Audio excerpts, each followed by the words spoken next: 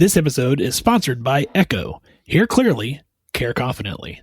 Learn more at echohealth.com. That's EKO health.com. And use code JSP for $50 off any stethoscope. Just Some Podcast Media. The thoughts and opinions on Just Some Podcast are of the hosts and guests and do not represent the views of organizations that employ them or they volunteer for. They are also not responsible for spontaneous black holes or nuclear wars that may occur. You have been warned.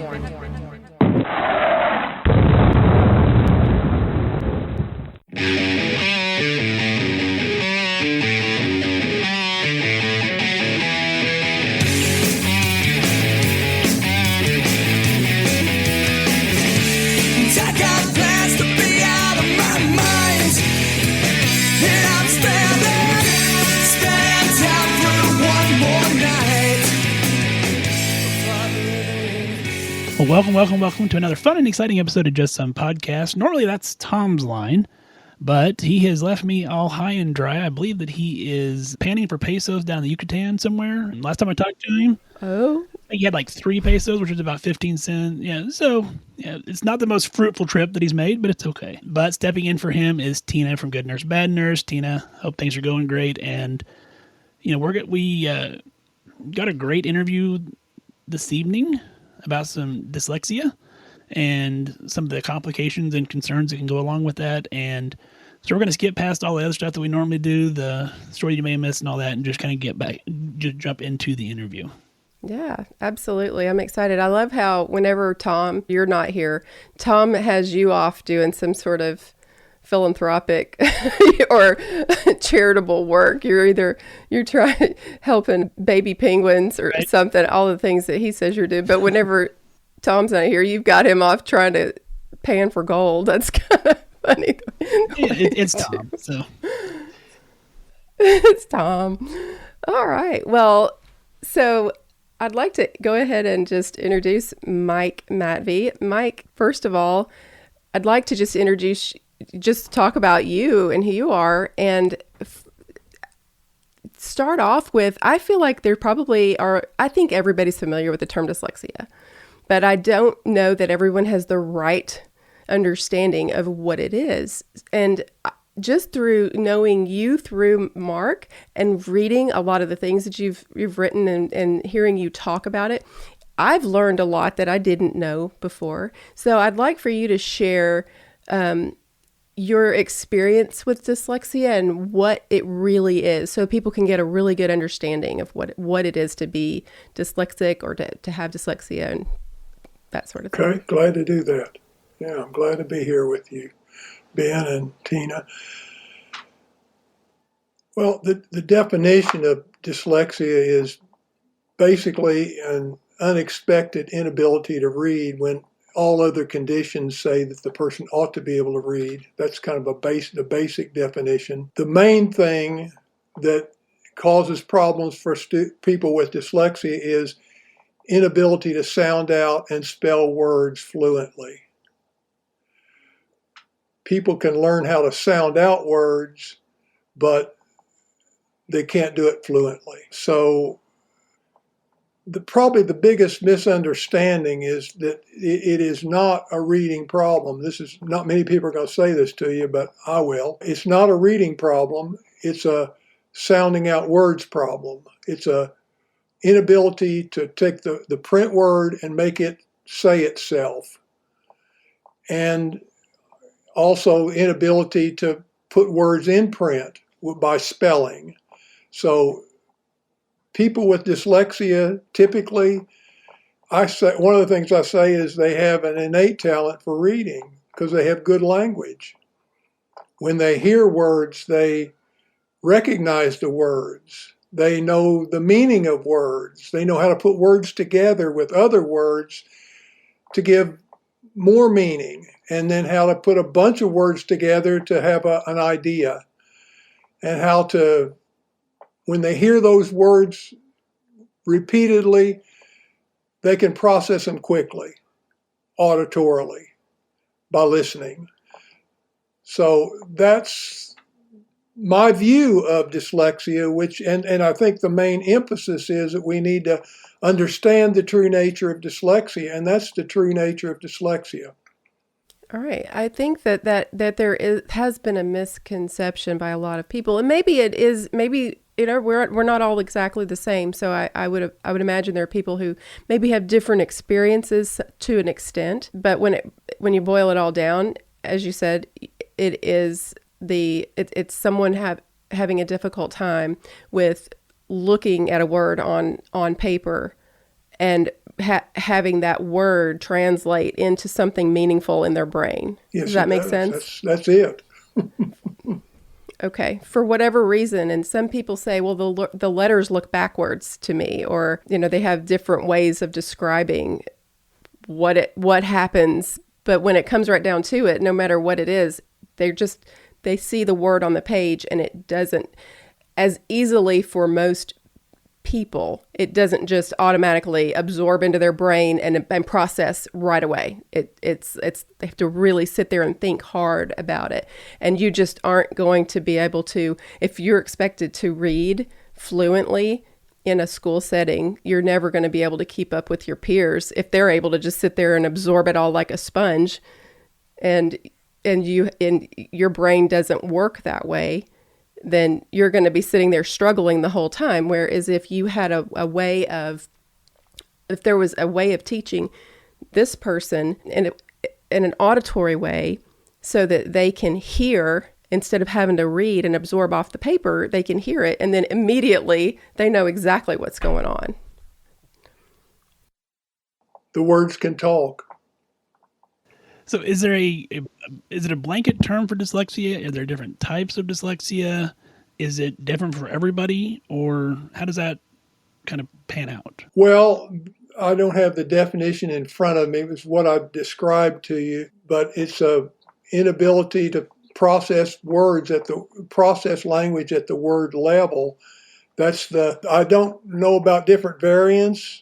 But generally what I described covers, I think it's 80% of the people in special education have dyslexia.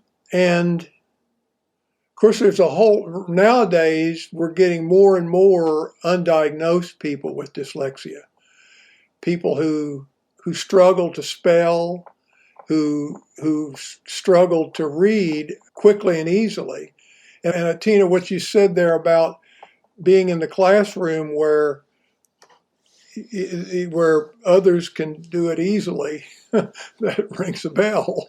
When you can't do it easily, and there's a toll when a student is in the classroom day after day struggling to do what everybody else can do easily.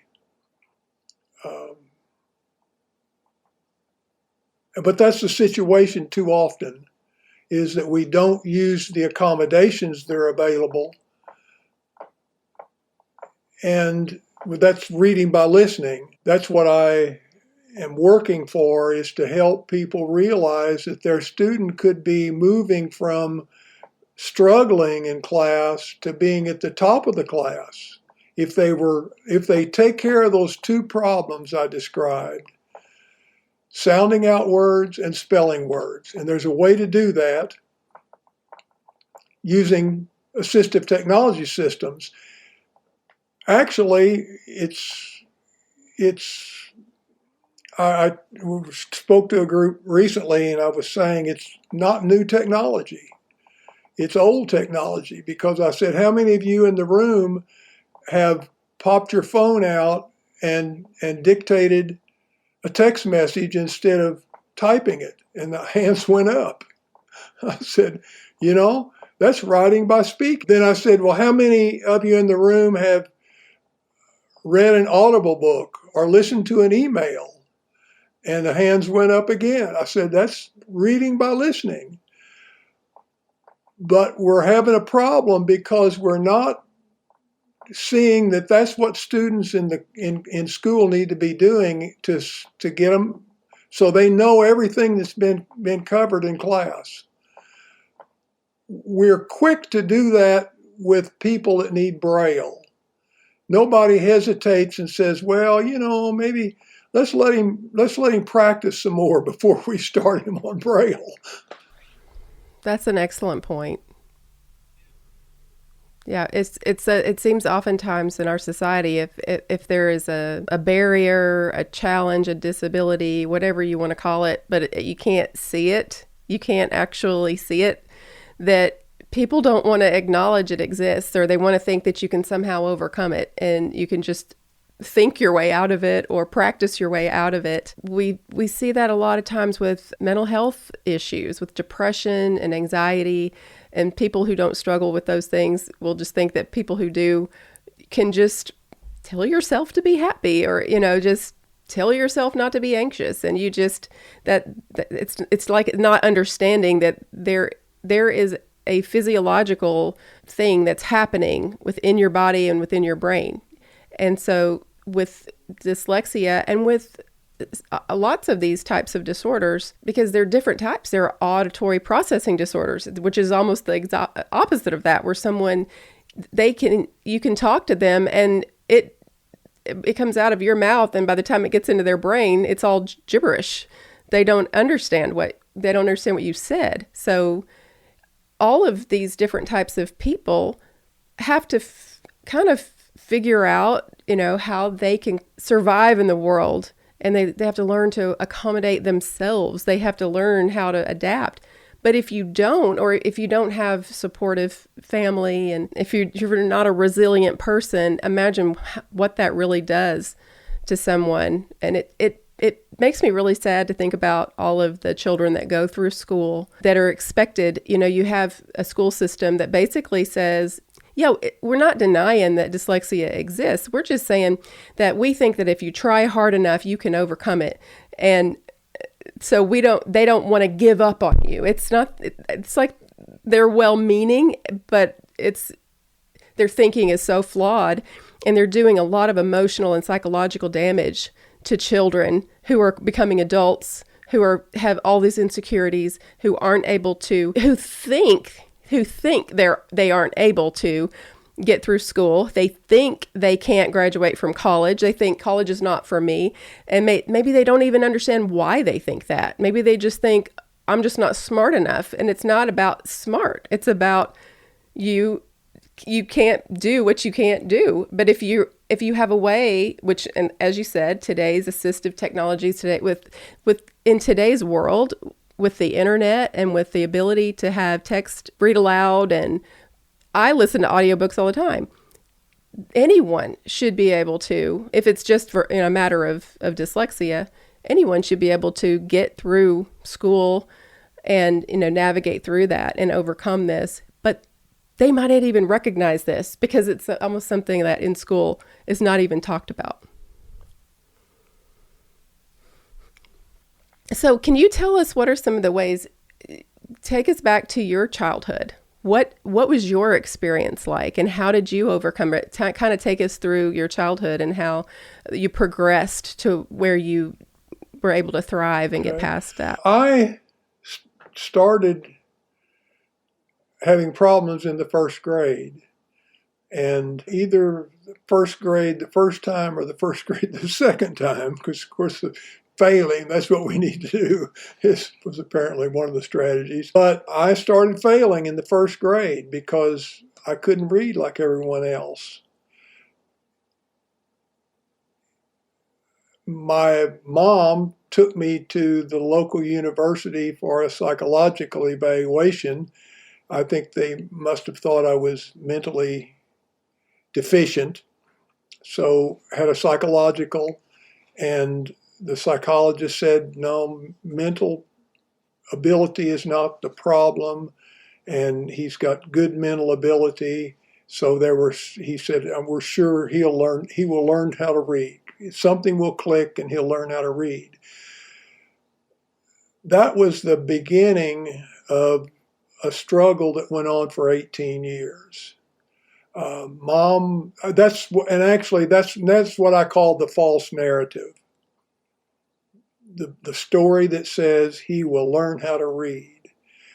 I still hear teachers tell students that tell parents that we can teach them how to read because we've got terrific programs. And that's what happened for me, and it was pretty miserable time for 18 years. So I've got a lot of emotion about it and bad habits, behaviors that my therapist says that were needed at that time. I needed those behaviors then. Well, I fixed the problems with dyslexia after 18 years when actually the way that happened is that I went to the reading clinic every summer to improve my reading skills. And when I got into college, I continued to go to the reading clinic. I had a math major completed, but I couldn't pass a class that required reading.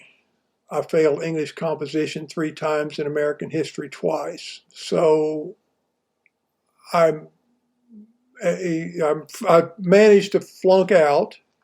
Actually, my rule was don't take a class that requires reading unless you've already flunked it, because I could do the math. You always got the better grade and you lost the other grade, and if one F cancels and I get the other F, it doesn't change my GPA. So I managed to stay in college for a few years, even though I had not passed a class that required reading. But a friend of mine and I went to Mexico on a motorcycle, had 9 flat tires coming back. We were late getting registered, and in a weak moment, I signed up for another class that required reading. That caused me to flunk out. I went to work on the river and did well, loved it out on the river, worked on towboats, got a tankerman's license, got a license to become a pilot, but I wanted to be able to read. So I said, this is the part that's hard to believe for me to just think about, because it's logical. So I'm out on the river doing well, but I want to go back to college. I want to learn how to read. I said, okay, I'm going to go back. This time I'm going to take reading full time for a semester, all day work on reading. Make up for all those times I didn't take my book home, times that I didn't try hard enough. That was the logic. It's logical. The only thing is, it's based on the false narrative. The narrative, like you said, you tell people they can do it. Well, that was what happened. I kept trying and went back, and then after a semester of that with Dr. Hunt, the person in charge, I'd been working with him for a number of years in the clinic there. He was working on teaching me how to read. After a semester of that, he said, he asked to meet with me, and he said, Mike, this is not going to work. You're going to have to come up with something else. Well, it was like the rug was pulled out from under me. Even Dr. Hunt is not with me anymore. So I was adrift. I had signed up for a public speaking class. I had always done public speaking. It went well. However, when I got to the class, it was an advanced class, and it required a transcript of your talk. So I said, oh my, what am I going to do? Can't spell, can't write. I complained about that, and a friend of mine said, well, Mike said, listen, why don't you deliver your speech? I'll write it out, and you can turn that in for a transcript. I said, okay. That's my friend Debbie. So I did that and did well in the class. Later, I was called to come down and meet with an English teacher, the chairman of the department, because she had seen that speech, the transcript. So I thought, I know what that's about. She was one of the people who flunked me. So I said, I know what that's about. She saw the speech and she said, I know this guy. He can't write like this. But she called me in and laid the speech out and said, what's this? So I told her exactly what it was. She said, well, I know you from class. I remember you did well in class, and I was so surprised when you didn't pass the essay, at the final essay, which was required. So we talked a little more, and she said, I think we need to do something different. She said, what I'd like to do is have you sign up for English Comp again, but this time, when it's time to do your essays, do it like you're doing your transcripts. Have Debbie write them out. So that's what I did. Made an A in English Comp. So that was the turning point. That was the time I couldn't keep using the false narrative because Dr. Hunt told me this is not going to work. So I did that. Then I still had classes that required reading. What was I going to do about those? Now, I remembered something my mom had said years ago, and it was that she said, Mike, your problem is not being able to read the book. She said, why don't you take your textbook up to Dottie James, a friend of ours who loved to read. She said, Dottie will read the book for you. I said, oh no, I can't do that. If I do that, I'll never learn to read. And I didn't do it. But now, what have I got to lose? So I thought, Dottie wasn't available then. She had passed. She had died since then. But I thought, I will ask Debbie if she will record some parts of books for me and record a chapter in the textbook for me. She agreed. I got set up in the basement of the library in a reel-to-reel tape deck. Debbie would come in and thread up the tapes and record a chapter. I'd come in later, and at that time I called it listening to the chapter. I now call it reading by listening, and then go to class.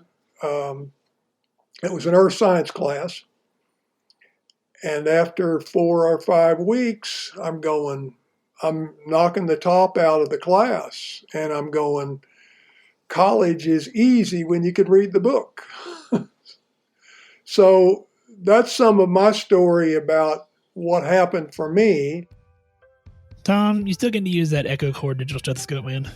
Every day, and every day I listen through it. I'm so glad I'm listening to what I am sure is the best way to hear my patient's breath and heart sounds. Yeah, absolutely, man. I truly use it every single day.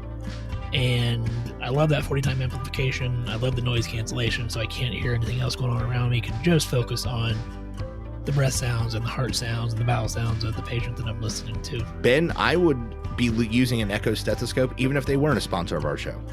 It does Bluetooth to your phone. They do have an app that now is detecting AFib.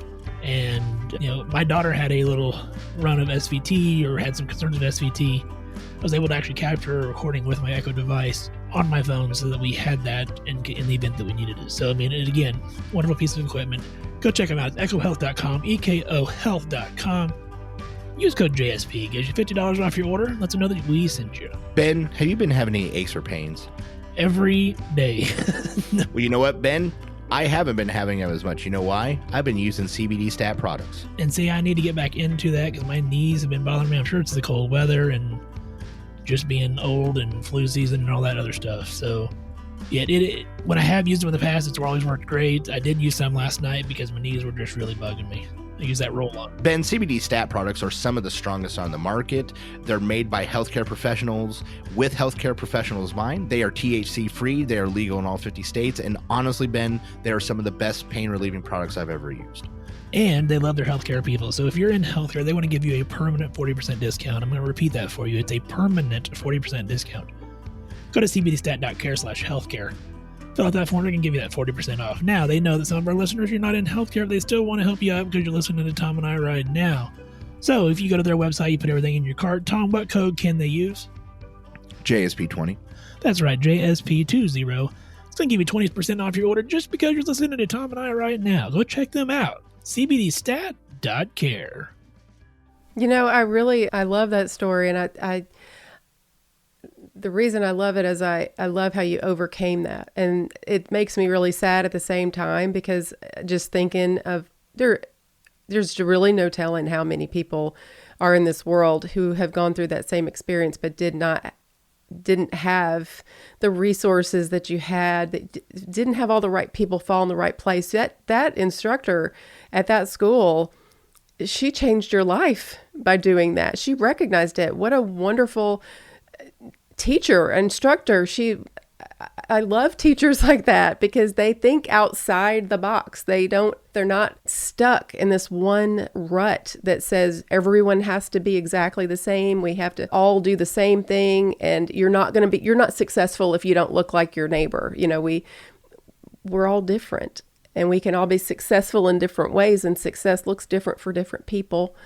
And so that story is amazing, and that's why I wanted you to share it. But then also, you have developed an app to help children who are, or anyone who is wanting to learn and is struggling with reading. Can you tell everybody about this app that you developed? Yes, be glad to. It's called Audio Exam, and it is an app that will let a teacher. Well, first, I guess I need to back up and talk about read aloud testing. And that is an accommodation that people need sometimes for so they can show what they know on tests. Typically, the way that's done is the teacher will say, "Come on over, Billy, sit down here, I'm going to read your test to you." Or they'll call them out of class. Or when there's a lot of testing being done, I've heard stories of everybody's testing reading tests for the kid, including the janitor. Hooray for the janitor, along with everybody else. But it's a huge responsibility for teachers, and it's something needed for students, but the way we're doing it typically is problematic. I've used Read Aloud for testing, and it's difficult because you have to, if you think about it, and the way you read a test, you will read a question, you may jump down and read the third choice and think maybe that's it, but then you'll go ahead and read the whole thing. There's a strategy to that. That's very difficult to do when you've got a person there who's overworked and trying to get through this just to give you the minimum. So I said, well, there's got to be a better way. And so the better way is this app that I've created, and it's been on the App Store since 2011. And what this app does is lets a teacher take, say, a 20-question quiz, record that one time. It takes about 7 minutes for a person to record a 20-question multiple choice quiz. When they're finished with it, they can hit a button and it goes to the cloud. A student can be somewhere in the building, actually it can be somewhere anywhere in the world, and download that quiz, have it appear on their device, and then they can read the question, that is, play it and hear the question being read. They can move back and forth in the question, read it over, read it as many times as they want to. They can speed it up, slow it down. And the teacher has only spent 7 minutes recording it. The student can use it. We can use it with as many students as we need to. And students can have more control over reading their test for themselves, instead of feeling like they have to have somebody come in and read it to them.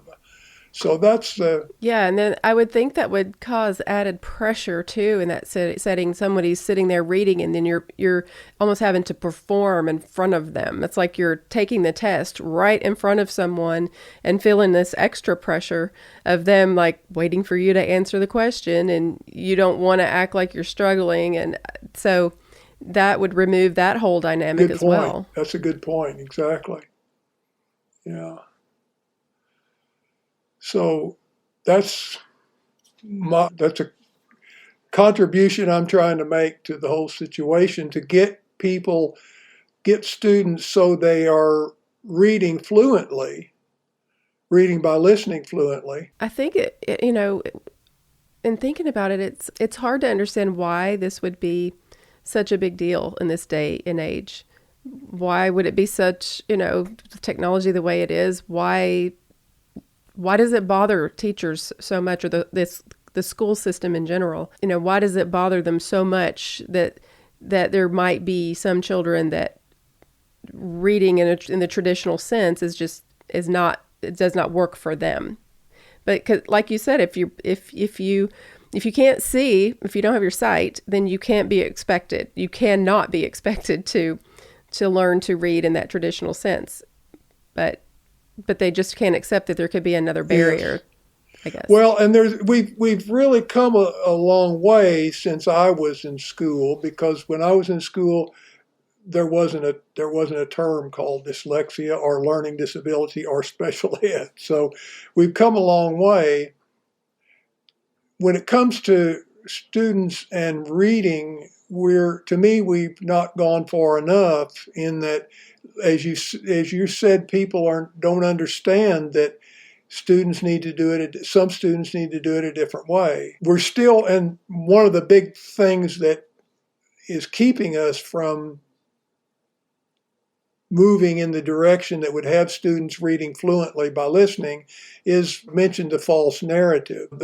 You were saying that people don't understand dyslexia, and part of that is they believe the false narrative. They believe that students with dyslexia can learn to read. They can, because we've got terrific programs, and we do have some terrific programs that will help students read. But the research shows that students cannot. Well, let's see if I can quote Sally Shayowitz. She's one of the main researchers on dyslexia, and the quote that I remember is, "No one has figured out how to overcome the lack of fluency. As a consequence, for children and adults with dyslexia, instead of it being rapid and automatic, reading is slow and effortful."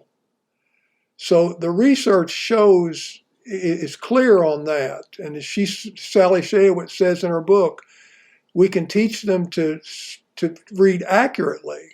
That is, to be able to sound out words, but not fluently.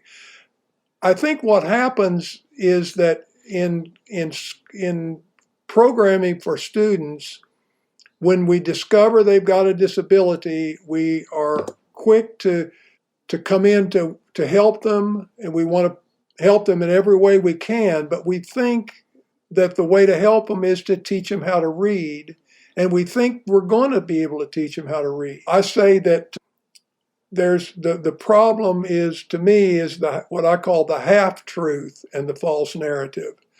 And the half-truth is as soon as a student is diagnosed, the reading specialist will meet with them, and they'll tell them about the terrific programs and how well they work. And they'll say, your child is going to learn how to read, even though they've got dyslexia. What the reading specialist will say is, we can teach your child to read. That is, we can teach them to sound out words. And over the years, they'll get better and better at sounding out words. And eventually they'll get so they can sound out all words. That's what this reading specialist means. But the parent does, but they don't explain that. They don't say that the research shows that reading remains effortful for the brightest people with histories of dyslexia. They don't tell them that. So what does the parent think? Parents thinks, my child's going to learn how to read, that's good news. That means they're going to be able to read like everyone else. But that's not going to happen. Yeah, and if you put that expectation on them, you're just going to put them in a setting where their self-esteem is going to be torn down, and they're going to just feel like they're not good enough, and they're going to focus on that as opposed to focusing on all of the great things about them and what they can do, and focusing on what they can do and what their strengths are, instead of focusing so much on a weakness, which everyone has weaknesses. When you have this situation where the school system, the way it's set up, and it's been the same since its infancy. That's just the way the school system has always been. They believe in, reading, writing, and arithmetic, and if you're not, they think everyone should be able to do those basic fundamental things, and yet you have to teach that to everyone. And if a child doesn't, if a child resists that in some way, they're lazy. They don't want to do it. And to the child knows that they're not lazy. So to them, if they're thinking in their mind, I know I'm trying, so I'm not lazy. They think I'm lazy. I know I'm just really not smart enough to be able to do it, is what they think in their mind. I think so. I think also actually the lazy part, for me, that rings a bell, Tina. That's one of the things, the messages that I got was I wasn't trying hard enough, and it was my fault. Really, that's the part of it. I'm reminded of a time I observed a teacher, and I spent years working with students in the school system, and when they'd be identified, then I'd do evaluations, and I'd start teaching them how to use audiobooks and so forth. I got a referral and was at a school, and a teacher wanted me to see another student read. A student who's had a reading problem. This is hard to tell. The teacher was standing over the student and saying, "Now, okay, read this," and prompting the student to read the next word, and saying things like, "Okay, now you know that word. You know that. You read that for me yesterday. You know that word." And the kid is struggling, and I guess it gets back to this idea of knowing the true nature of dyslexia. I feel like I saw what that kid was experiencing. That kid did not know that word. The kid might have got the word yesterday, might have guessed it yesterday, but right now, when the student is looking at that set of letters, he's not doing like you said, immediately popping out what the meaning of it is, what the word is. So that's the kind of pain that kids go through, is when somebody's there telling them they can do it, when the reality is they cannot do it. That's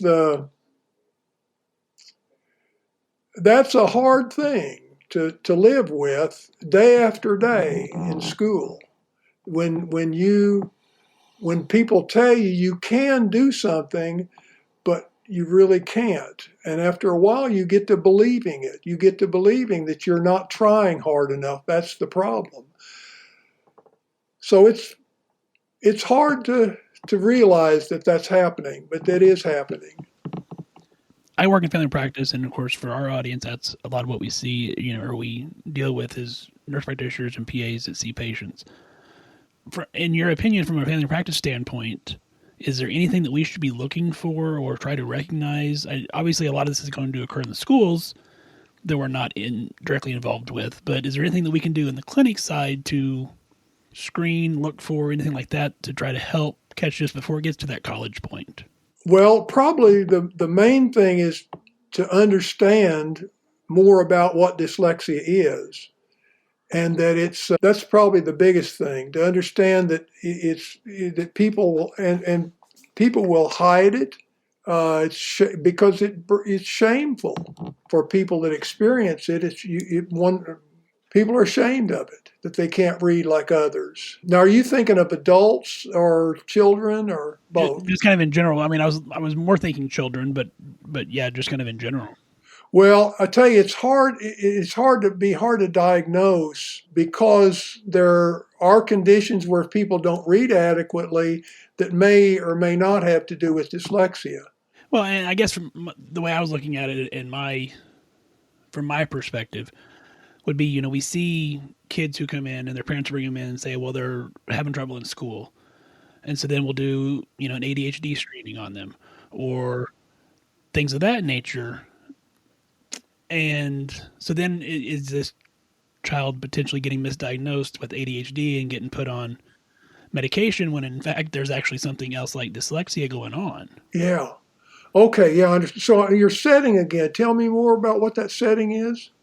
So I work family practice. So I see patients from birth to the elderly and very, very much like a family physician would. And then I see patients, I prescribe medications, order labs, things of that nature. Okay, I see. Yeah, so you'd have an opportunity to see and get the backstory and of what's going on in the family, and yeah, I guess probably the biggest thing that I could think of here is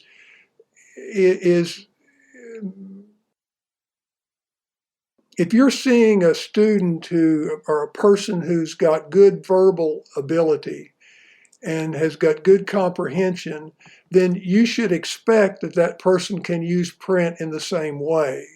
So, for instance, a kind of a quick screening here would be for writing would be to see if the kid can tell you a story.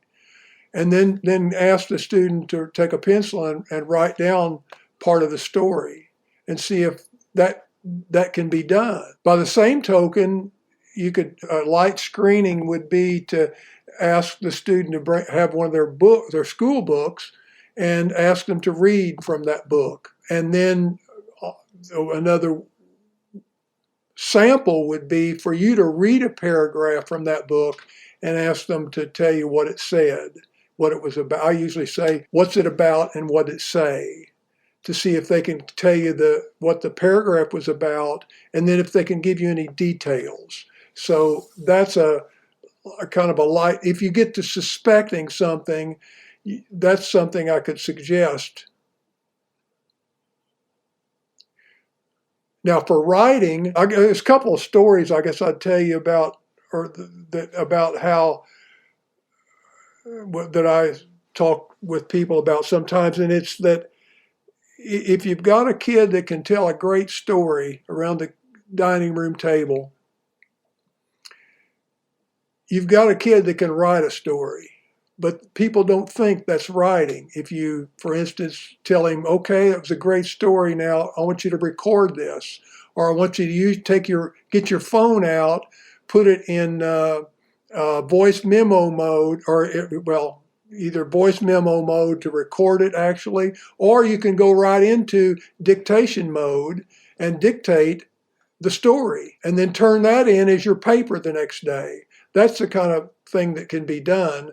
If you get a person who can do that and they've not been diagnosed, they may be a person who's have dyslexia but undiagnosed. I often ask people if they use audiobooks for adults, and a lot of times they say, oh yeah, I like audiobooks. But do they read books? Visually, they don't read books because it's such a labor. And books are not written for you to sound out words as you go along. It's supposed to be language. It has to flow. It has to be done rapidly and automatically, as Sally Shayowitz says. Yeah, when you think about it, when you read, you don't actually sit there and read one word at a time. Your mind almost absorbs 2-3 words at once as you're just kind of flowing through a sentence. I like to read books, but I also love audiobooks. When I discovered audiobooks, my reading went out the window because I was just like, this is so much better. I love to listen to people tell stories, especially if they're really good at it. And I love British accents. So if I can find a good book with a British accent, I'm just like, I'll just listen to that. You get the best best of all the worlds to me. But yeah, it makes sense if you have someone that you can teach them to sound out words, and so therefore you think, well, you should be able to read because you can sound out words. Well, you might be able to sound out each word, but that's not necessarily reading, because and I think people just take it for granted. I think if you can do it, it's something you take for granted. I mean, you can't make somebody's pancreas make insulin. You can't just go try harder. You've got a kid who has juvenile diabetes, type 1 diabetes, and somebody brings their 8-year-old in there and they're just like, something's happened. Like she's peeing all the time and we don't know what's wrong. Something's off here. And then you're just like, oh, okay. So these symptoms are kind of sounding like, So you run some tests and you're like, well, we're thinking that your daughter might have diabetes, type 1 diabetes. And that means her pancreas, unfortunately, and it's a congenital condition. You're just born like that. And your pancreas doesn't work. You can get you can get a pancreas transplant at some point, possibly, if you're really, really, really, really, really lucky and want to risk that. But other than that, you're just going to have to take insulin. And thank goodness we have that technology, or we would have a lot of people who would die, right? And you can't just say, I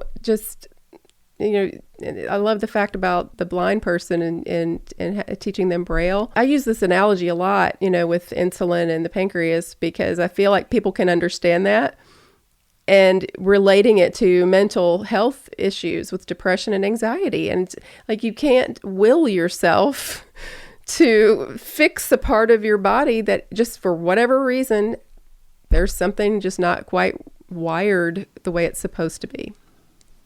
No, I use that analogy all the time with the exact same thing with depression, because patients say, well, I don't want to be, I don't want to take these depression medications or these anxiety medications. And I say, well, would you say that if you were diabetic? Well, no. I'm like, well, this condition is no different than diabetes, other than it's affecting a different part of the body. Yeah. Well, the speed issue here is something, I guess, let me mention a couple things. Well, one is you're talking about when you read, sounds like you don't look at words, or you look at words, but you're not thinking about words. That's the thing. You're doing it so fast. It is because as it's been said, it's rapid and automatic. It becomes, you don't think about it. And I guess example for me, I'm a pretty slow reader, but I can read push and pull. And I can spell push and pull. Let's see, I think I can. Yeah. But when I walk, just give you an example of the speed issue, how important it is to have speed. When I walk up to a door where it's got push and pull, as I'm walking up, I can't process that fast enough to know what to do. So I just walk up and push and pull and go through the door. So that's an example, I guess, of how important the speed is in reading. When you're reading long passages, you need to be able to read the entire sentence and have it all held in your brain so you can look at it and think about it, and before you go on to the next sentence. So speed is the important factor that people don't see in the reading problem.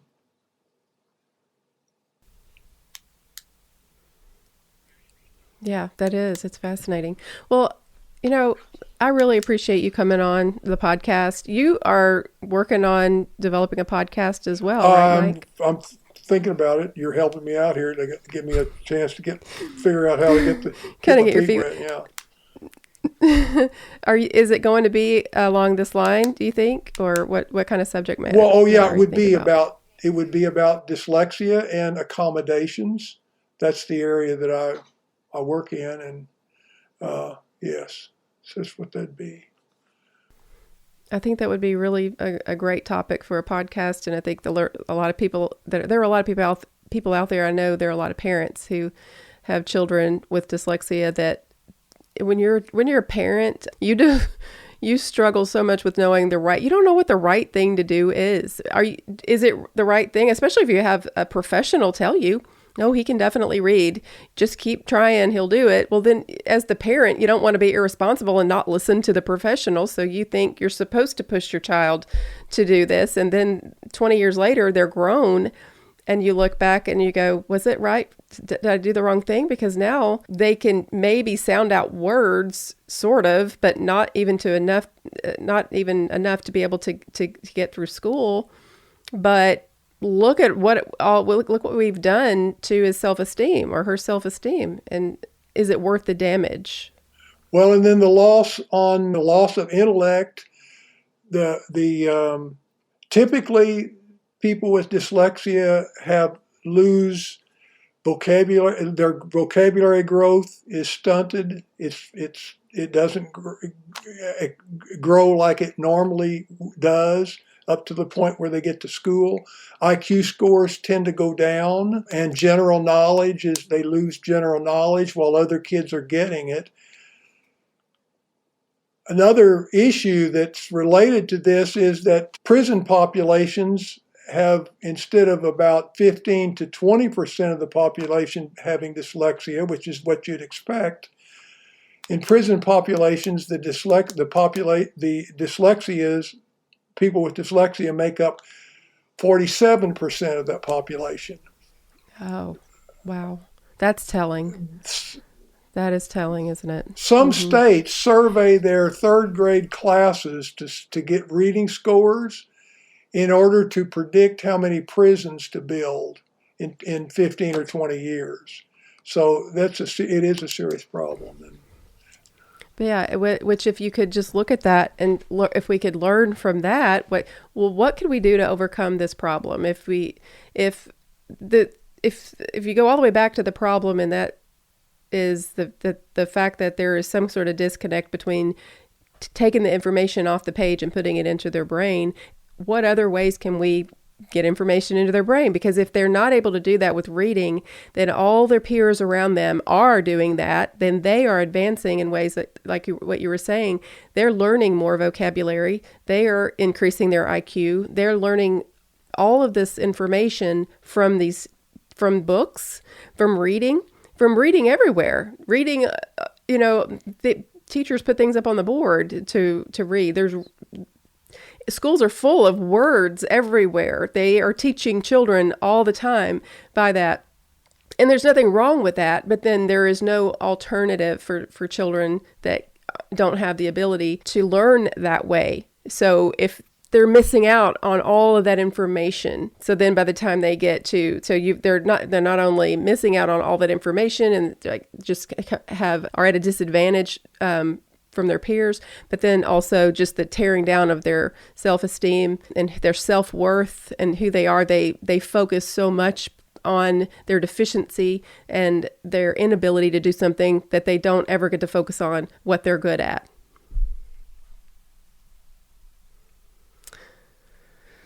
Well, I really appreciate you for coming on, and if you guys know of someone that's struggling with this and you want to see, the app is called Audio Exam, and it's on the App Store, and I believe they're working on an upgraded version of it that's going to do all kinds of fancy stuff. It'll run on, it'll be available on most all platforms, the new one. Wonderful. That's really exciting. If you guys have any questions about it, you can send me an email at tina@goodnursebadnurse.com. And you can also find me on social media at goodnursebadnurse, and tell them where they can find you. And Tom. If you're looking for Tom and I don't know why, but if you are, we're at justsomepodcast.com. We're at Facebook, Instagram, Twitter, YouTube, all at Just Some Podcast. And also we'll continue to monitor on all social media platforms. Great. Pleased to meet you, Ben and Tina. Good to see you. Yeah. You too, sir. Thank you. All right. Well, I guess we'll see you next time. And I guess I need to remind you, even if you're a bad girl or a bad boy, be a good nurse. Practice swearing just to pass the time. Lately I see why I am alone. I caught some road rage and I thought of you. And all the many times you say I should have known. Took a class so I could find my G. Found mediocrity's the best that I could do. Meant to shower, but I slept all day. It takes everything to live the life I choose. Oh, what do you say? I screw up everything again. Oh, what did you prove except there's only more for me to lose? Failure's not the same without